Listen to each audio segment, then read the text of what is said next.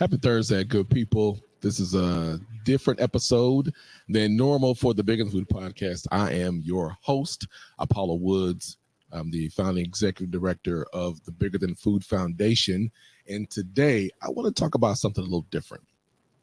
We'll talk about a lot of different things. We're definitely going to talk about OKC Black Restaurant Bingo, which is the entire month of February, where we have a select on participating restaurants across the metro area that we're going to support and advocate for the entire month.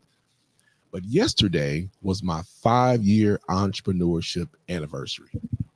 5 years as a full-time entrepreneur. So when I tell you, it is a journey. It is a journey, but one that I definitely don't regret at all. And actually, it's one of the best decisions that I made. So yesterday, when I was trying to figure out what I wanted to talk about, I wanted to just talk about how I got to that place of becoming an entrepreneur. Because being an entrepreneur looks good on social media, but it's not always the sexy thing to do. Should I say that? So I'll give you a little bit more context for people that may not know how I even started OKC Black Eats and where we're at now. I'm born and raised in Oklahoma. I'm from Duncan, graduated high school, and decided that I was going to go to the University of Tulsa. Everybody associates me with being from Houston. I get it. I lived there 18 years from when I was 19 to almost my 37th birthday. But I also wanted to attend Morehouse. So I had two choices. One was Morehouse and one was the University of Tulsa.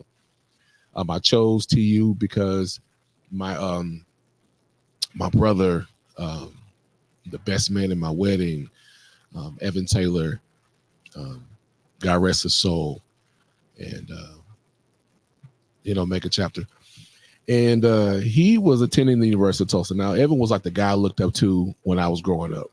I mean, he played football. He was in student government. He's the reason why I was in student government. So I decided to attend TU. And here's the truth. TU came back with the money. Morehouse was playing around. They didn't come back with the offer as fast. So I made a decision. I went to visit. It was like my first official visit on a campus. And I just was like, man, I want to go to college. So I chose Tulsa. Enjoyed Tulsa. That's where I pledged. Alpha Phi Fraternity Incorporated. Shout out to my LBs, Omicron New Chapter. And then I took a trip. I knew at a certain point I wanted to leave Oklahoma because I was the guy that when I leave Oklahoma, I'm not coming back. I was that guy. So I took a trip with a family friend for spring break. She was attending the University of Houston. Shout out to Shalita. Miss Robinson's granddaughter. Miss Robinson and my grandmother were best friends and next door neighbors growing up. And so I visited, and I had never been to Houston before. I did not know anything about Third Ward. I didn't know about Frenchie's Chicken. I didn't know black folks spoke French. I didn't know none of that. I'm from a small town. I'm a country boy.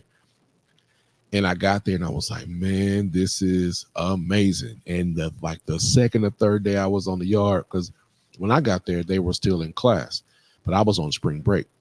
And I was at the student union. I felt like I was on like an episode of the Cosby Show or A Different World. And I literally said, I'm going to transfer. Now, mind you, I made up my mind to transfer. I ain't tell nobody. Here I am, this guy from Oklahoma on the University of Houston campus. I got my polo on, my polo shorts. I got my polo shirt on. I got it ironed and crisped up. And they was calling me country. And I couldn't understand it. What do you mean I'm country? I got some Doc Martens on, polo shorts, polo shirt, polo belt. I'm poloed down to toes. They was calling me country. And I couldn't understand it. And I was getting a little self-conscious. I was like, y'all from Houston, y'all sound a lot more country than I do. So I met some great brothers there that are still lifelong friends. And by the third day there, I'm transferring. So I knew I was transferring the whole time I was there for that spring break. And that was my sophomore year when I was at TU. Submitted my transfer request, my application, all that stuff got accepted. And I didn't tell my mama until like 3 weeks before it was time to go back to school. So the funny thing about that is I had no idea how I was going to get there. I didn't have my car because my car got stolen in Tulsa. Yeah, T-Town's like that. Yeah, y'all stole my car. It was 84 Cutlass. They stole my car, and I didn't have a vehicle, and I didn't know how I was going to get to Houston. And she said, "When are you going back to move in?" I said, "I'm not. I'm going to Houston." She was like, "What?" So she didn't say too much about that because we had a conversation about me going to Atlanta, going to Morehouse. So I transferred to U of H, figured it out, and it was the start of what I realize now was a part of the plan, the bigger plan in my life. So I transferred to U of H. Man, I just knew I was at a private university. I knew how to study. Man, I got on the yard. Let me tell y'all, I got on the yard and I started seeing all these people. Now, Tulsa at that time was about 3% Black student enrollment population. 50% of that were student athletes. And the other part of us were commuters and academic students. So when you get on a campus that has, I think the student enrollment was like 41,000, 15% Black, I was like, look at all these Black people. There's all kind of Black people all over the place. And I got caught up. I almost flunked out my first semester. I'm serious, y'all. Like, I thought I was studying. I was not studying. Now, mind you, I had pledged Alpha Deuce Club, Spring 98, 7 weeks, 6 days. No, I may not do that because somebody might be watching and might say something to Nationals. But anyway, and then I thought I was studying. But then, like, the bros, shout out to AMU, Ignorant AMU chapter of Alpha Phi Fraternity Incorporated at the University of Houston. My boys, man. So I transferred to the chapter, and they were throwing parties, man, like every month. And I had no idea that, like, Braeswood Inn, and I just was like, whoa, this is how it's happening. And I'm a neo, pretty much. I'm a profile, but I'm still basically neo. And man, I thought I was studying. I was not studying. All those stories about people knocking on your door in the middle of the night and hanging out at the UC and on the yard and taking road trips and all that stuff did it all. And I thought I was studying. Nope. I was not studying enough. I got that letter in the mail, sent to my dorm, Moody Towers, North Tower. And it said, you on academic probation. Oh, boy. You talking about that gut in the stomach, because I was like, man, I cannot go back home because I'm not moving back to Oklahoma. That was what I was thinking. So I got my act together, but I also knew that out-of-state tuition was kicking my tail, and it was more than a private in-state tuition at Tulsa. So I ended up becoming a resident assistant, and I learned. I mean, I thought I knew things, but I just didn't. I mean, it was a way for me to lower my housing expense and get free room and board. Great experience, and I had a lot of people along the way help me out, especially, Melissa. She may be listening. She's not on social too much, but she was like an area director. She really looked out for a lot of Black students in student affairs.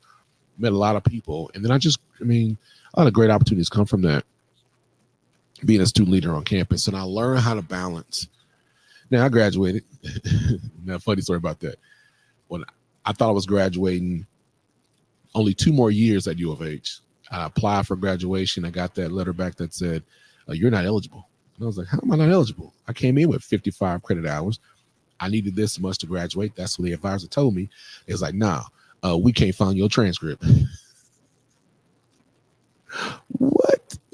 I'm thinking I'm graduating 4.5 years. They couldn't find my transcript. And y'all, I had to appeal every 55 hours that I had done at Tulsa. Calculus classes, because at Tulsa I was taking like level 2, level 3 classes. No, I was a sophomore, the equivalent of a sophomore, junior level classes at Houston and at Tulsa. So a good thing I kept everything. So anyway, I had to do 2 more years. So I did a total of 6 years in undergrad. Graduated, my experience at Houston was just amazing. Amazing friends. A lot about what I do here in Oklahoma is influenced by my environment. And I saw Third Ward in a place where gentrification was like going crazy. Well, redevelopment in Third Ward without the interest of the residents was taking place, and I saw the community push back. I mean, when you see your first black elected official, your city council person, an attorney, and you see black business owners, and you see black millionaires, and you see developers, you see all these things you thought you saw on TV, but you see it in real life, and I was starstruck. It also helped me realize that my idea of what success looked like, there was so much more room to figure out what to do. And I was able to connect with some great relationships through the fraternity and other friends. And what I know I've done well is relationship building, because when you're in a place where you don't know anybody, and I literally had to find a way to make a way. And that was one of the mantras that we use in the chapter at AMU was find a way, make a way. There was no excuses. So there were times where, I slept on bruh's couches. There were times where I was like, I didn't have a place to stay. So I slept on bruh's couches. I slept in extra rooms that didn't have much in it. And me and my little bags, it kind of felt, couch homeless to a degree, but it was an experience that really helped me. And I really value those brothers so much, and the friendships and bonds that'll never be broken from learning what brotherhood looks like. And I learned all that from living in that city. Houston is home to me. Although I live in Oklahoma City now, Houston is home. It'll always be home, and I'll never stray away from that. So I'm really excited that U of H is now in the Big 12. Will be playing against Oklahoma State. As y'all watching U of H basketball, we putting them skills in them boys. Anyway, so did a lot of great things there. Started my first business. If you don't know this, my first business in entrepreneurship was called Get Connected Mixers. We were doing happy hours. We were throwing all the parties. We were doing happy hour in Houston, and so I didn't want to be in the party scene anymore. And I felt like there needed to be something where you can go and have a good time after work and not have to go to the club, because the club scene was, you seeing all the top artists just hanging out in the parking lot, and Scarface, and you seeing UGK and all the big name artists at the time, and they're just out on the street. And so you're going to see them, Destiny's Child, and you see Beyonce on the yard, and stuff like that. So happy hour started, did some great things with my homie, DJ Cruise Control, Chris Williams, and Carl, for a monthly First Friday happy hour. But even before that, with two of brothers, Warren and Kalechi, we were doing happy hours then. So I was learning all this stuff that I was like, I wanted to create a business out of it, but I didn't really know how to create a business out of it other than the marketing that I understood from undergrad. My undergrad, like AMU is the even now how the young brothers have just evolved the chapters. Like there's just a way you do it. That's a hugely impactful way that you do it. And I've been influenced by that. And so that's how I think. I'm not afraid to try anything. And that came from the influence of those brothers and being closely connected to them, but also being in a place where it's hugely competitive. I'm not afraid of competition. I'm not afraid to take the risk. And it comes from that. But I didn't know at that time that this stuff was coming. Sorry, y'all, checking my phone. We got bingos coming up, and they got, people asking me about some different stuff going on. So I'm trying not to look at my phone. But anyway, I learned all those things: marketing, branding, relationships, all that you learn through the fraternity and different relationships. So then fast forward, I've got a chance to work in oil and gas. I went back to Texas, went back to get my executive MBA, earned my executive MBA in energy and finance from Texas Southern University, which is right across the street from U of H. And that's began my opportunity to work at oil and gas. So oil and gas was my way back to Oklahoma, not realizing that I was going to be coming my way back to Oklahoma. For about a year before I moved here, I was helping out with clients, and I was doing well. I was doing pretty well in oil and gas. Thriving career, was number one in the Western Hemisphere. Didn't have an engineering degree, don't have an engineering degree, but I knew how to sell. I knew how to close a deal. Did well. So one day, I remember this. I'll never forget this day. The North American operation manager was like, "Hey, I want to talk to you." And I was like, "Man, am I gonna get fired? Why do I gotta get fired or laid off? Because I'm killing it. My sales numbers were on top, and I was one call closing. I was doing all the stuff that I learned from my mentor in sales. Well, shout out to Reggie Fikes. Reggie is my sales mentor, and is the reason why I do so well in closing deals and relationships because of him. And he was like, "You want to move back to Oklahoma?" I was like, "What? What you mean?" No. Yeah. Like I wasn't like, I was serious. I was like, no. I had just moved to the Galleria. I could walk about less than a mile to get to the Galleria. I was in a new apartment. I was not far. I was like, man, nah. I took a vacation to Belize with myself. Like, nah. And I went home and I got sick. Why did I get sick? I got sick. I can't say exactly why I got sick, but it was definitely the moment where God was getting my attention because I got sick, like headache. I feel like I had to go to the emergency room, and then while I was laying down, it was like 6:00 in the day. It just happened in the evening. I laid down, and then I just started having these dreams about Moses going from leading people to one other place, and I was like, I don't know what they got to do with it. And then I remember God saying, like, this is where I want you to go. And I was like, nope. Like, my relationship with my Lord God is mine. And so I was like, nah, I'm good. No. Going to the gym. I'm healthy. I'm healing, coming off of a divorce. And I was like, I'm good. And then I eventually said yes. And it's like, as soon as I said yes, I wasn't sick anymore. I was like, okay, I'm supposed to do this. So eventually I went back to the manager and I told him, I got an email from my bosses like, hey, they want to know if you want to go or not. And if you don't want to go, they got to figure out what they're going to do with you. And I took that as, if I don't say yes, they're going to fire me. But I was like, how are you going to fire me? I'm number one. I done proved all these people who thought that because I didn't have an engineering degree that I couldn't sell these products in oil and gas in my first year. So I said, yeah. Said, yeah. Like 30 days later, an announcement came that they fired the account manager that was here. So it's me by myself. I was like, what are they doing? Crazy journey.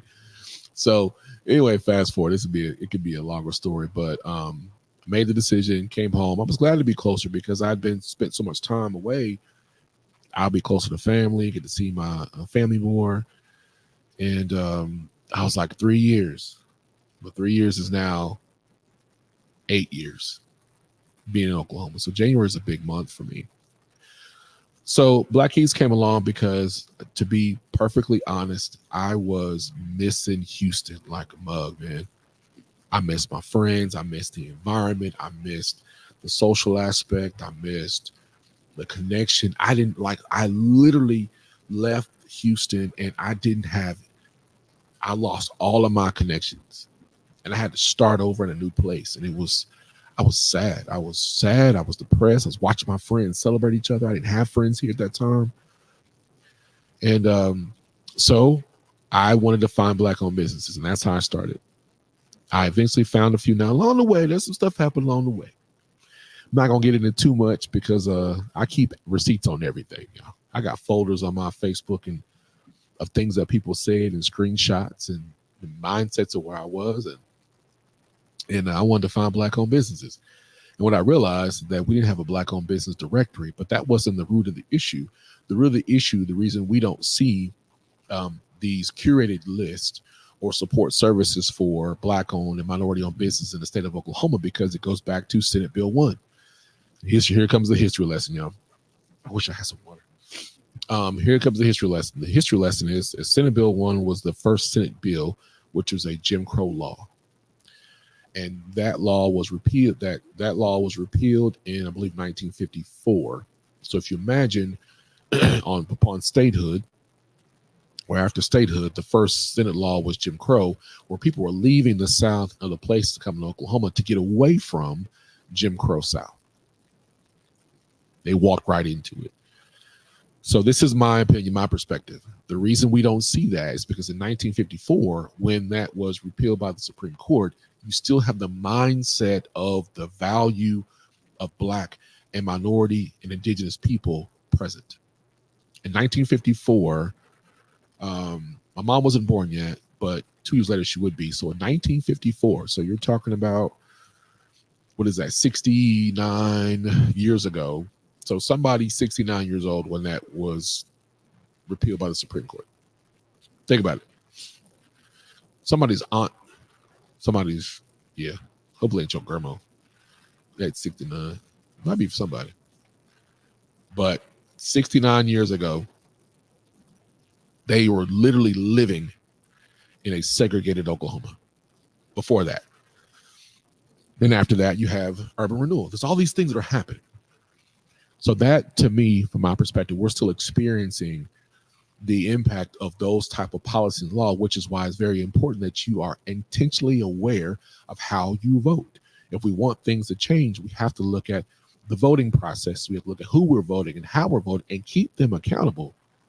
And don't just believe someone because they made a promise on a platform. Hey, let me see your voting record.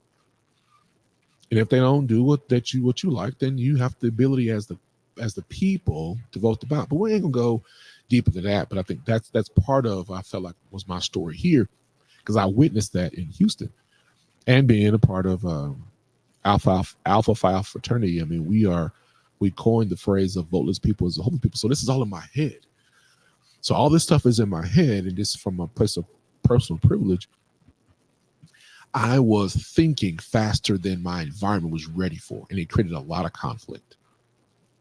I was not completely satisfied with my environment living in Oklahoma, but I knew there's some things I wanted to do, and I saw opportunities, but you can't force people to do something they don't want to do. And I have a big problem with people who say they want something that they don't deliver. I really have a problem with that. Don't tell me you're going to do something and you don't. Be a man and woman about your word. Have some integrity. And if you can't do it, then tell that person. But don't lead them to believe that you're a friend or you're a partner. And you know that you're not going to do it. Avoiding phone calls and text messages. So you create this toxic, you create this adversarial environment where people are not trusted. So we hear it all the time here. So I'm trying to navigate through that and all that stuff. And I didn't create more friends. And also, if you know me well enough, you know I didn't care. I know enough people. That was my mindset then. I've grown up. Let me just fast forward a bit more.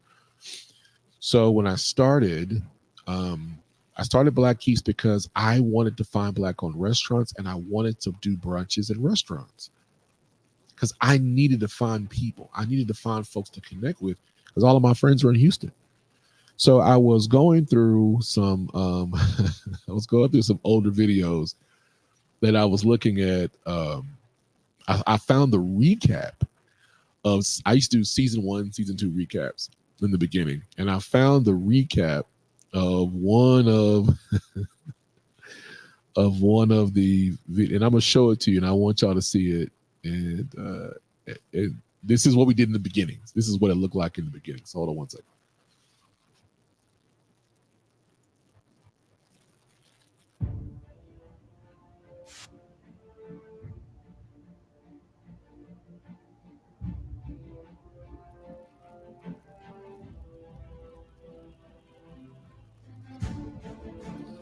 So these were some of the things that we did in the beginning. Like I would have my little old school camera and I was shooting stuff, and because I wanted to capture Black people. I needed people to see how amazing Black people are. So these are the things that I curate. These are relationships that I created for other people, but I also didn't realize how to monetize it. So I was learning hashtags, and shout out to all the amazing people in Chef Media. This is the beginning of focus.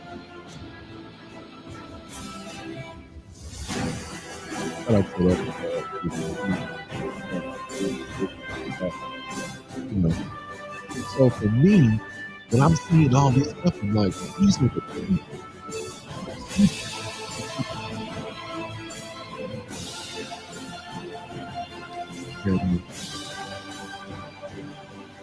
So I'm doing all this stuff.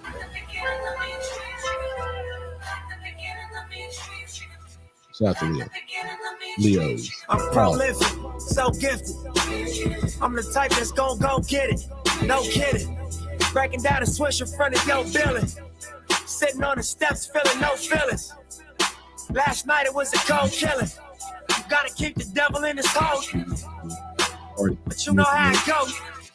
I'm front line every time it's sold. 100 proof flow, running shoot pro. 458 drop, playing bulletproof soul. Every few shows, I just buy some new gold. Circle got smaller, everybody can't go. Downtown Diamond District, jewelers like yo. Hustle, holla at me, I got Cubans on the low. Through the Cancun, smoking Cubans on the boat. Then dock that Tulum just to smoke. Look. Listening to music at the Mayan ruins. True devotion on the bluest ocean. Cruising. My cultural influence, even revolution. I'm integrated vertically, y'all blow it. They tell me hustle, dumb it down, you might confuse you. It's like that weirdo rap you motherfucking choose to. Yeah, really funny. My hands was really shaking. Old camera. I'm a urban legend. South Central in a certain section. Can't express how I curb the tactics. Justice, evidence of a divine presence. Blessings. Held me down at times I see records. Effort. Got an L, but got an E for effort. Stretch. So as we highlighted, I can go on, and that video is definitely online. But as we kept highlighting, that's that we.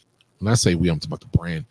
But when I was highlighting Black people, it's because I needed people to see the opposite of how they perceived us here in Oklahoma City. You know, they didn't perceive us as people who wear hoodies all the time. Yeah, y'all wear these hoodies out. Y'all wearing hoodies so much, it's crazy. A nice event and I see hoodies. Like, come on, y'all put some clothes on. Y'all do it when y'all go to Dallas, do it here. But I wanted to be able to people to see when I'm in these board meetings and I'm in these committee meetings and people are asking me these questions, are like, look, no, here are Black people that are here that want to be visible. They want to stay in Oklahoma City, but we have to do something catered to their needs and what they want. And I felt it was my duty to do that. And so that was one of the principal reasons what Black Eats was doing, was I wanted you to see amazing Black restaurants. I wanted you to see amazing Black people. I wanted you to see have a different idea of what we wanted, because we were given the same thing. But then I had learned some things for myself that I also was not paying attention at that time to Black-owned business, no matter where they were. I was new. I was learning the market. And then when I realized there's so many more Black-owned businesses around the Metro that don't get attention. So I wanted to use my need, my desire, my thirst for creating my own network here to go find them. And I did that. And those early years were tough, but I mean, that's what I did. I have terabytes of images and video. Weren't perfect, but I wanted you to know, when you looked at my profiles, my businesses, my brand, that you were able to say, yes, there are Black people in Oklahoma City. Because I was getting tired of folks saying there are no Black people here, and all the jokes and all that. Yes, the state and the city is majority white, but we're here. So the only way that we can be heard is you have to be seen. And I got tired, and I'm still tired of the same watered down version of us. Like, we are not one type of people. And I wanted to do that through food. I wanted people to see smiling faces. You're not going to see twerking and club stuff and violence on my profile, because I don't see myself that way. And I don't see my people that way. I don't care if I saw someone that was homeless or had meager means or don't have enough, because I've been in those situations, not just as of years ago, but just being an entrepreneur. I've been there. So I wanted folks to be human. I wanted people to feel like they were visible. You know, I've literally had people say to me in the meetings when we were doing Sunday social brunch, which a brunch that's not going to ever be repeated. So y'all can try as much as y'all want. I would literally have people say, where did you find them, Apollo? I'm like, who's them? As if we're invisible and not human beings. And I was like, you mean Black people? I was like, yeah, we everywhere. But what has been fed, and we as a community have to take responsibility in that. Every time we don't show up to a town hall or show up to a meeting or be visible or expect for somebody to give you your flowers. I learned um, living in Houston that sometimes people don't know about you because you don't say it, you don't tell them. So if you're doing something great, you know what I want you to do? I want you to contact your local newspaper. And I want you to tell them that you've done something great. If you won an award, your child won a scholarship, or you found something great, or you want to create an article, or you want to write an article, contact your local Black-owned newspaper first. Because I believe that news should come from Black people. Breaking news should come from Black people. I don't believe that we should be allowing for people that are outside of our community to break our stories. Going back to newspapers, the first newspaper, the Freedom Papers in the beginning in New York, they were there to talk about the issues at that time from the Black perspective. Not to say, to be clear, not to say that someone else cannot speak for us or advocate for us or ally for us. But it is a different perspective when it's coming from the people that it is from the community of people. And I'm not going to stray away from that. No breaking news should come from nobody else but us. We should be breaking the news. You should go to your Black newspaper, go to your reporter, your Black news reporters, and go to them. Ask them how they can be, you can support them. Break the news with Black people, Black people. Let me take a breath because I don't want this to go in another direction because I got a lot of things I could say. But anyway, so as I'm going through this journey and figuring out, get back on this entrepreneurship journey, I'm figuring a lot of things out. And I realized that at times I have really rubbed people the wrong way. And that was my fault. I didn't know because I was protecting what I built. And I had dealt with things in the background from folks who are here, people that are the popular folks and folks in place who've gatekeeped and kept me out and stabbed me in the back. So I was real defensive. I was like, nobody's going to take this. And I was coming across as a bittered person, bittered, angry, mad person. I didn't want to be that person. I didn't want to be that. But I was having to still, through entrepreneurship, figure out how to be a better person, a better leader, and articulate in a different way. So you go through these valleys and peaks and all that stuff. And so my faith in God was stronger. I didn't have a church home, so I was still trying to find a place to worship and be better and all this stuff. And all this is happening in entrepreneurship, but most people don't ask you, what help do you need? Because when they see you do it, they assume you don't need help. But I needed a lot of help. And I needed help now, but because I didn't get that help then, I've learned how to master things to my capacity. And when I get to capacity, I can do more. So when people ask me, like, how are you doing Black Restaurant Bingo? And I'm like, by myself. Because it's something needed to be done. I got tired of people saying, like, man, we ain't doing nothing during Black History Month. And what we got going on? And nobody was doing it. So I did it. And everything that came with it, all the hate, shady talk, and all that stuff. And there's a couple of things I'm gonna share with y'all. I even had there's one particular Black guy. I'm gonna call him. He's a man of color. How about that? And he literally said to me, "I have people that want to give you money, but they want you to drop Black."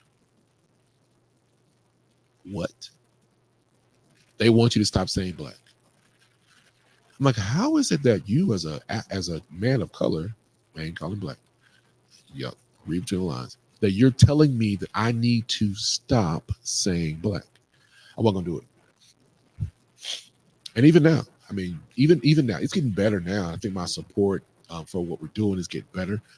And there's been a huge difference when I went from saying OKC Black Eats to now we're saying bigger than food. It's always been bigger than food, but the response has been greater. Could it be because people didn't understand OKC Black Eats and I could have had a part to play in not being clear about the brand message? Or could it be that, being very Black forward, that's really makes it even a word, intimidates people, makes folks uncomfortable. But I'm uncomfortable with my Black skin every day. So why should I water it down what I'm saying? I'm here to advocate for Black-owned businesses and restaurants. And I know it works. Because look at the impact. Even if you don't do business with me and my business, or you don't fool with me, you don't like me, what I've done, pat myself on the back, because I've not gotten an award or nothing since I've been here. And I ain't doing it for the awards and for the clicks and likes and shares. But people are thinking about intentionally supporting Black-owned business every day. And can I be real with you just for a second? Be real with you just for a second. Name one organization that is committed to Black-owned restaurants and businesses every day, and you can see results every day. Name one.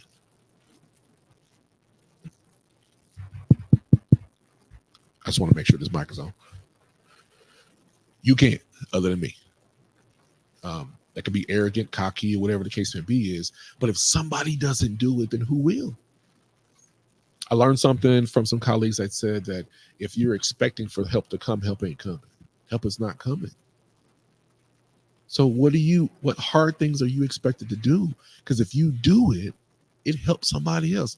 I want more people to do Black-owned business campaigns. I want to see the Hispanic and Latino community. I want to see them do a lot of great things, be more visible, more than Cinco de Mayo, because that community and culture is more than Cinco de Mayo or Day of the Dead. Same thing with the Asian community and other community groups. There's more. We saw that in Houston, but people think that it's been like that forever in Houston, and Houston wasn't always like that. But we can do that. I want people to see from the output that we need to be talking more about culture and inclusivity and diversity. Now, we have a governor that ain't with it, and that's okay. We just keep losing corporations who want to be here. But here's what happens when you diversify your commerce. You grow. Is this on? When you diversify your commerce, you grow. Well, maybe this don't make sense to you, but let me share some other perspectives as well. So our thriving Black towns, more than just in North Tulsa, benefited because people came to the largest skilled workforce for things: seamstress, carpentry, masonry work, cooking, etc. They came to those Black people because African descendants and Black people in this country were the largest workforce in America. The largest. So after emancipation, and then 1 year later, Black folks enslaved by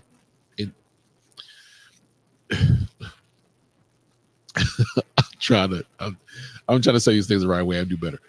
Anyway, so after that, Jim Crow comes along. Jim Crow laws came along because the largest skilled workforce in America that looked like me was free. So they had to get that money back. So when we do things to create commerce for ourselves, we also have to create your business to where more people want to buy it. And this is where people get sadly mistaken. And I get this question too. Hey, can I come too? If they're not Black, they'll say, can I come as well? Yeah. OKC Black Eats was for the advocacy and promotion of Black-owned businesses. I'm not marketing to Black customers. If you looked at my website, you'll see. I'm not marketing to Black customers. I'm encouraging Black people to support Black-owned businesses, just like I'm letting everybody know there are Black-owned businesses to support, and be intentional with your spending and support a Black-owned restaurant or business today, every day.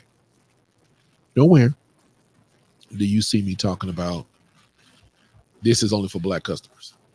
There ain't enough of us. There ain't enough Black people to support the Black-owned businesses in this city or in this state. So, as a word of wisdom, as you're creating a business, if you're going to create a product or service for a particular audience or group, you've niched yourself down too far. What you should be doing as a business that's owned, that's Black owned, minority owned, native owned, or whatever, you have a business that everybody can access those products. That's what you got. You got a business. You have a business that everybody can wants to afford to buy. So if you have, if you sell, let's say you sell retail, and you're a black-owned business, if you're only targeting black customers, you're not gonna have enough revenue. But you can be a black-owned business and have products for consumers, and then it makes sense, does it? To some, it doesn't make sense. I have a business. For me, OKC Black Eats advocated for black. We did marketing service for black-owned restaurants and small businesses. That's the lane that we chose, and that's what we believe was needed. But I've also done a lot of work for businesses that are not black-owned because they didn't have the help, and we do it well. So when you are thinking about your business and your journey, it can be that black-owned, LGBTQ plus owned, native owned, or majority culture owned. But you buy a thing, but you create something everybody can have. Coffee, for example. Let's take coffee.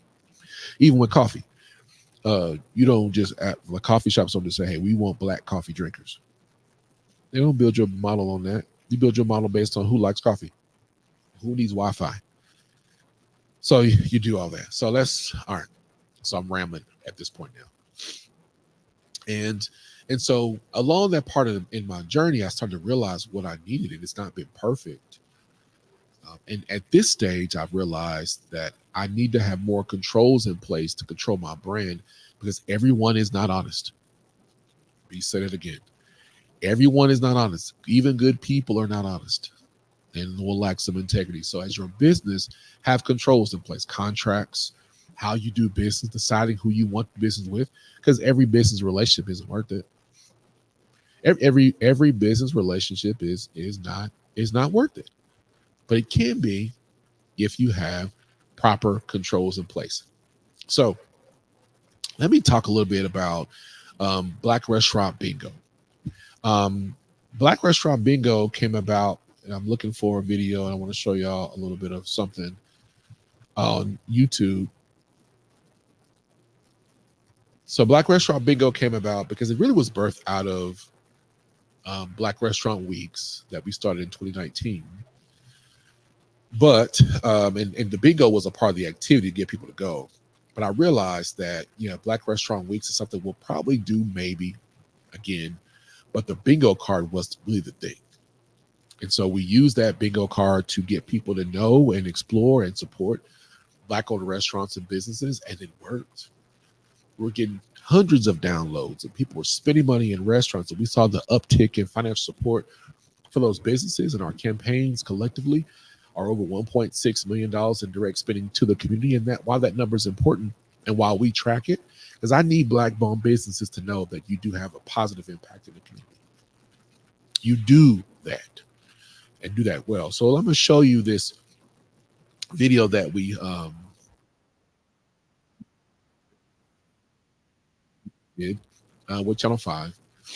And on this video, this really describes what we are doing with Black Restaurant Bingo. And I think this interview will give you a lot of good perspective on what it is.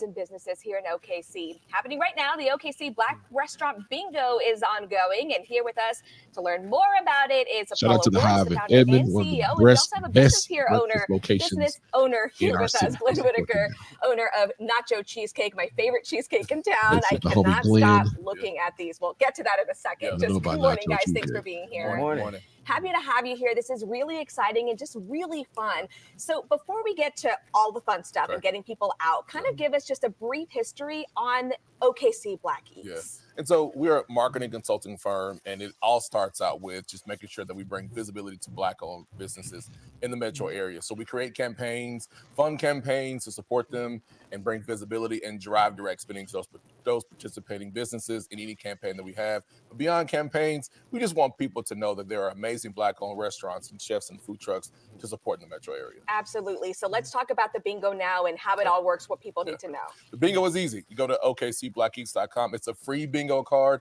All you have to do is download it and go to the participating locations, take a picture, support them financially. Each bingo card represents about $100 in direct spending for the local area. So if we get 2,000 downloads and people spend $100, that's $200,000 in spending for the local area through Black-owned businesses. Wow, that is just amazing. Yep. Nacho cheesecake is on the bingo card. They I'm assuming since you're here with us, right? Yep.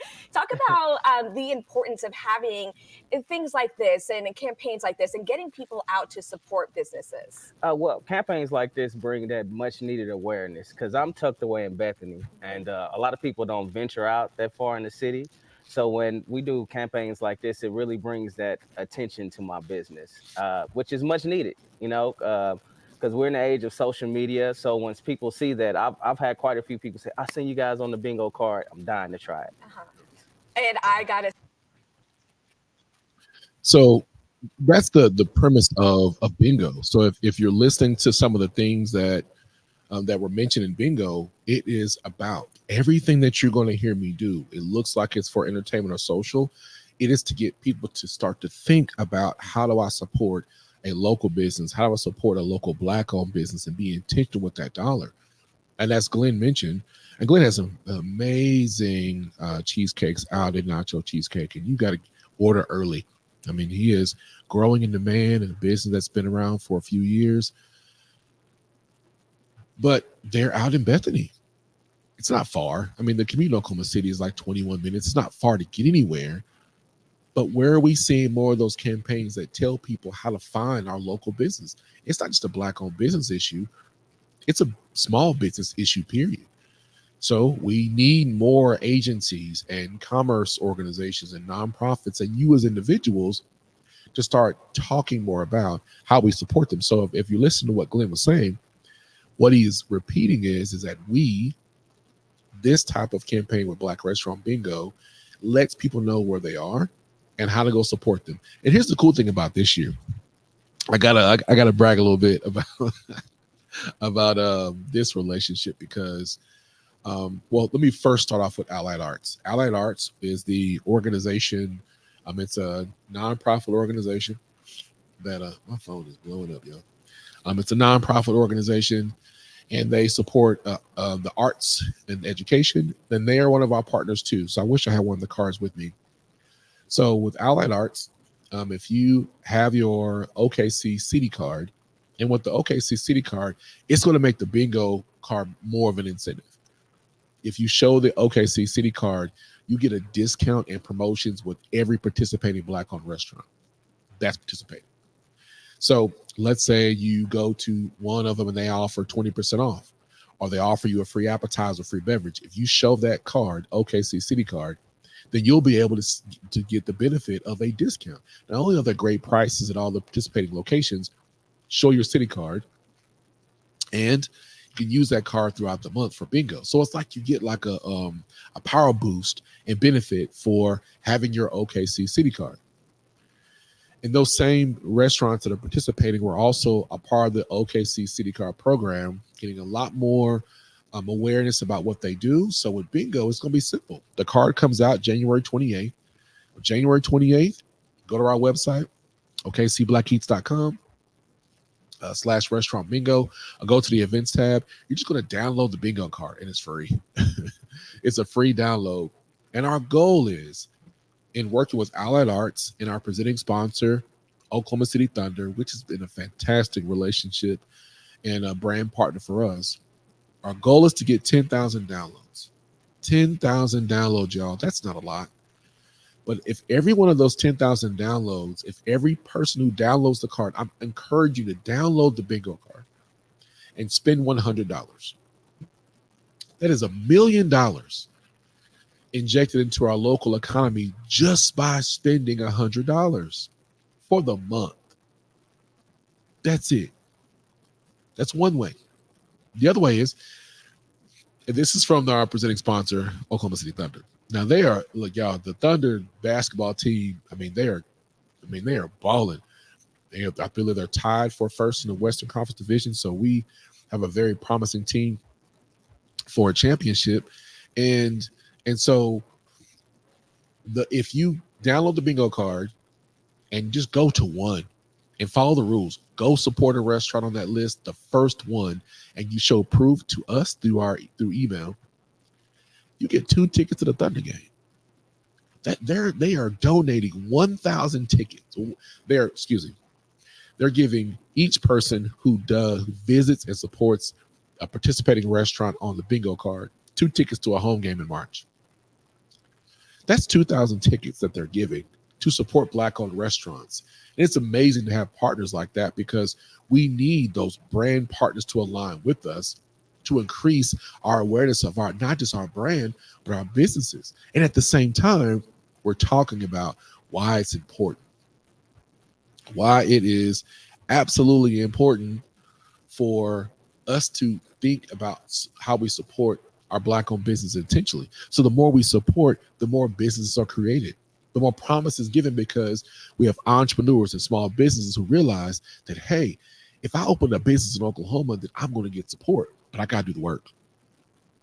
See, a lot of businesses open because they got their hobbies, but not really that committed. You got to be committed. But this is a place where you can thrive. I'm speaking for myself because I didn't have an example of what to do with this business when I started. I had to pull from a little bit of here, a little bit of there to get started. And so that's what happened. And I've just created my own thing that works for me. But also when I travel to other cities, I hear the same message, whether it's DC, Atlanta, or Houston, or wherever. I hear the same thing. And I hear the same comments of, we don't have that level of support. We're not getting the highlights. And so that's what I want to see coming from. I want you to see coming from our brand. But back to bingo, y'all. It's the fun activity. I mean, it warms my heart to see kids participating and going as families. I got these twins, and they're probably our biggest supporters, and they are serious about bingo, and they crack me up. But I love seeing the families doing it together, individuals and corporations, and this is a challenge to corporations too. Not many corporations have their own intentional programs for Black History Month, but they will in March for Hispanic Heritage Month and Women's History Month and everything else. But we got to do a better job as Black people to help people see that you need to create this part of your program. So bingo for corporations is another good way that you can encourage your employees to download the card. Now, look, y'all, I know there are going to be people, they're going to download the card and share with everybody else. That you're going to do that. It's going to happen. But the integrity of it is to download it so we can see participation, and we can correlate that to how much in spending did we impact. So at the end of February, first part of March, I want to be able to go on our podcast again with some of our partners and say, hey, y'all, collectively, there was more than $1 million in spending that happened collectively through the participating Black-owned restaurants. I want to be able to say that very loud to prove a point that supporting Black-owned restaurants with your money, it is politics. That the power and the dollar in our Black-owned businesses, it deserves its attention. And I want people to realize that you can have a thriving Black-owned business in the Metro. If nobody else is going to talk about it, I am. And I'm challenging our chambers and our nonprofit and civic organizations that we got to do the work. We got to stop making excuses of why something doesn't happen.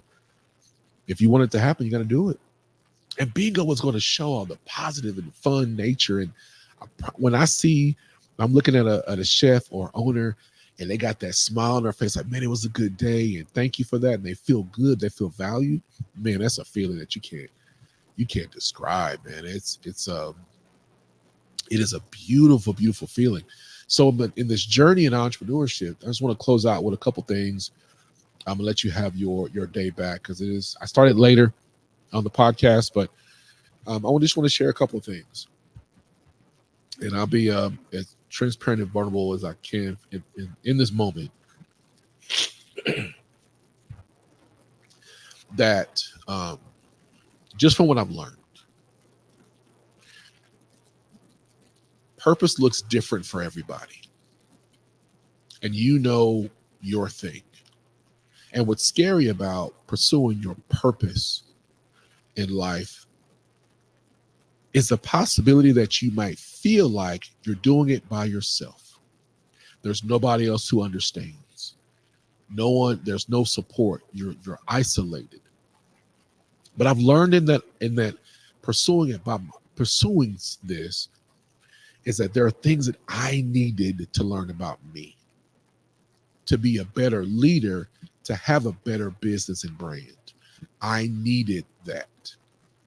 It wasn't that people are shady, and then people do try to steal your business and your trademarks and all that stuff, and they ignore the letters and all that. That stuff happens.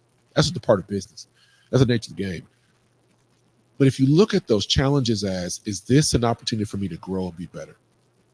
One of my favorite chapters in the Bible, or books of the Bible, is John 15.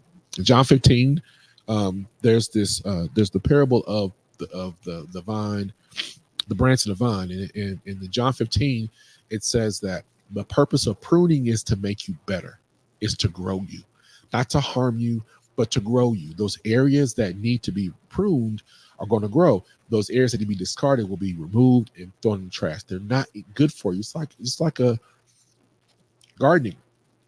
You take off the things that aren't good, so that way it reallocates that energy to growing. And that's one part of what entrepreneurship has done for me. And I know I've become a better listener. I've had to really think about how I respond. Am I being wise? Is my presentation or my tone altering the message? I've had to really reflect on that, but I've also, to be clear, had to get clear on what my boundaries are and what I'm not going to tolerate. Two things I'm not going to: disrespect and manipulation. Nope. Don't care who you are. Don't care. But that's what I had to come to. How am I going to protect this business but grow? How do you protect and grow? It's a hard balance, and it's a different way for everybody. But that's one thing I learned. And the other thing I would say for someone that's in a small market like Oklahoma City or other small markets is find the thing that adds value to the marketplace. So when someone asks you, what is your value? You can say, my value is I hired a certain number of people. My value is I created commerce through my business and service. I didn't just do things out of charity. Many Black-owned business, 97% of Black-owned businesses started have fewer than 4 employees. Most of them are solo entrepreneurs. And we do it out of purpose because we believe that our purpose is charity. You can have purpose and it be for charity and benefit the community, but it also can be profitable. Now, let's not pervert the Bible and different things that, God don't want you to be poor. God gave you dominion. God gave you a promise. He gave you hope in a future. He gave you a sound mind. He didn't give you fear, because you can have a business that's impactful and also profitable. So if you're struggling with cash flow, I want you to think about how you are managing the resource. Going back to, he gave us resources to manage the resources properly. But if you keep coming back to the same issue, you got to look at, I'm having the same problem. Maybe I got to change something, do something different. But you can't have a business that's giving, that's impactful and profitable. And Oklahoma City allows you the chance to do that, because when you live in a bigger competitive city where some of the best and brightest are there, you compete for time every day. But in this market, you can get close connections right away. And I don't know how to say this right, but you're able to fall short and recover. Sometimes I believe that we're afraid to fail, as if failure in coming up short is not part of the pathway to success. Wisdom comes from making mistakes and trying again. And that's another thing about small markets like Oklahoma City is you can try and you can thrive here if you just get out of your own way. And the last thought that I would say, what I've learned and being an entrepreneur these last 5 years, the last thing that I would say is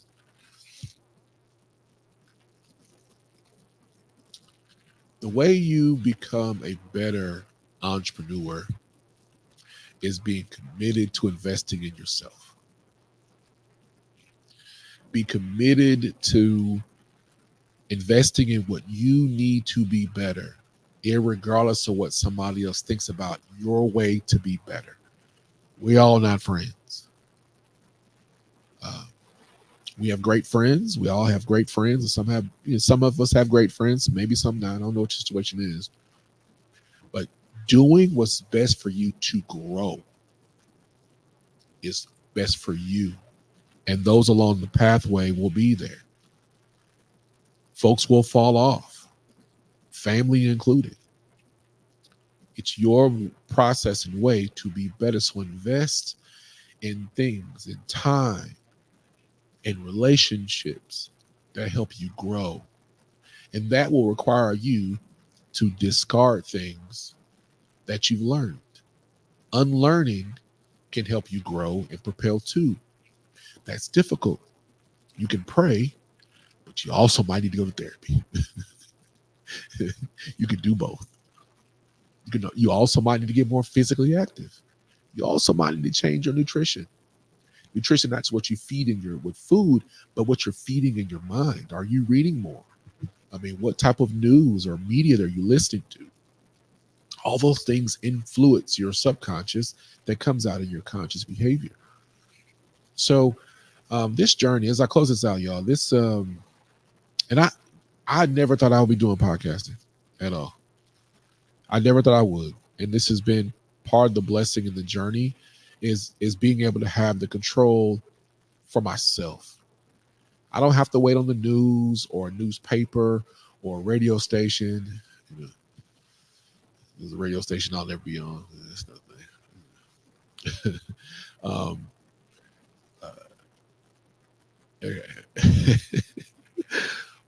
But podcasting allows me to create our own brand narrative.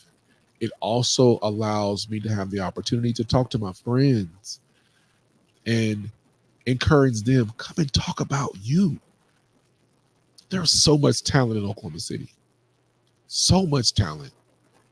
And we cannot wait on the known corporations or entities to put you on. Nobody's going to put me on like I'm going to put myself on. No one's going to do what I know how to do for me. I'm not going to put myself in a position where I am controlled by somebody else. I'm going to do it. And what I've learned, I'm going to close this out. I keep saying that. It's like church. The pastor said he's going to close it out. You keep talking, he got 7 more points. I'm saying I'm close. When I learned that I can put my success in my own hands, other people wanted me to be a part of what they're doing. Because what they saw in me was somebody that could handle it. And you have the ability to do it. I got 2 cell phones here. 2 cell phones. You don't need 2 cell phones, but you need one. I didn't start off that way. This camera that I'm shooting on, I couldn't afford that. You know, I'm blessed. I'm blessed to be able to have people in my life that support my goal and what I'm doing, because I'm showing I'm working at making it better. And there's a webcam I used to have with my laptop. I shoot from that. All this other equipment over here, I got over time, but I had to learn some way and figure it out. You can thrive and be successful in Oklahoma City if you want to, or you can continue being an imposter and making people think that you're something that you're not. Because when the heat turns up, people will see if you're real or you're fake. And I want people to know that I'm real. My flaws and mistakes and all. But I also want people to know that I'm a compassionate person that loves people, and I'm not afraid to do what's right. Even if that standing up to do what's right makes somebody else uncomfortable. Because I in a situation that I experienced not too long ago, speaking up for what's right was uncomfortable for me. But what I knew was there was somebody in the room who needed me to speak up. And if the impact of me speaking up helped that one person, I did what I was supposed to do. Not realizing that speaking up, more people were impacted by that. And change happened. And I'm saying that's not the life that you want to live, and you want to be disruptive, or you want to be the person that turns over tables. But there will be a moment where you're going to have to decide in your life if you're going to stand up for what's right, or going to allow the wrong and injustices to take over and become the norm.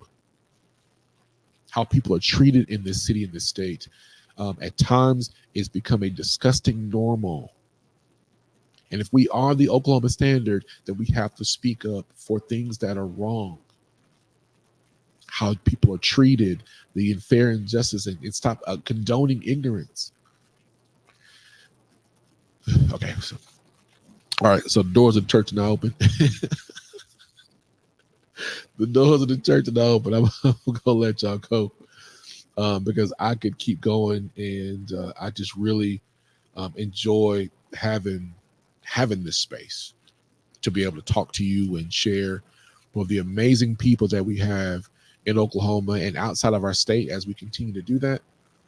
We have some amazing interviews still coming up. And if you have not, I'm going to ask that you please go to our YouTube channel and subscribe to our YouTube channel at Bigger Than Food.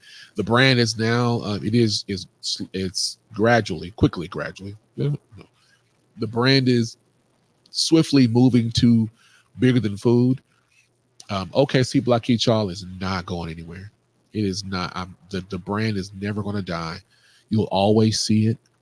But we are moved into a place where Bigger Than Food is where we are being obedient and what we're going into to make a huge impact. And so we are preparing for our galas and our campaign season and diving into programming with things like Boss Up Oklahoma to help entrepreneurs make money. And we're pushing that. We're doing that really hard. And so I have to get off here and I have to go to prepare for bingo. And I got some things to get to our partners as we prepare. Now, Sunday, we are absolutely going to announce who are the participants in bingo this year as you are getting ready to download the bingo card and get ready for Black History Month, which starts February 1st. This year is flying by really fast. And I'm glad to see the excitement that I've seen online. And I'll close with this thought. I see it. There you go again. I'm closing this thought. Be intentional with your spending and support a Black-owned restaurant or business today.